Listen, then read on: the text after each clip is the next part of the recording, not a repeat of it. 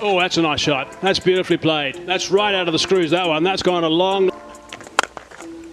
Good connection again. Has that gone all the way? I think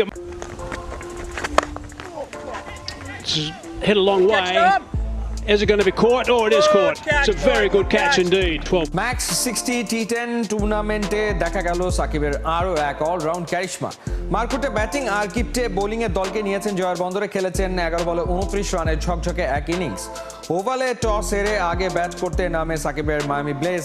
দলের হয়ে open করতে নেমে মায়ামিকে দারুণ শুরু এনে দেন টাইগার অলরাউন্ডার। 2 ছক্কা আর 3-4-এ করেছেন 29 রান।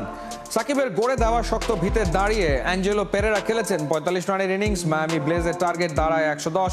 জবাবে খেলতে নেমে নিয়মিত বিরতিতে উইকেট হারায় ফ্যালকনস, যেখানে সাকিব আল হাসান 2 ওভার বল করে 19 রান খরচ করলেও তুলে নিয়েছেন গুরুত্বপূর্ণ এক উইকেট। তাই 100 রানও করতে পারেনি ফ্যালকনস। টানা 2 ম্যাচ হারের পর অবশেষে টাইগার অলরাউন্ডারের এমন নৈপুণ্যে জয়ের দেখা পেয়েছে মায়ামি ব্লেজ।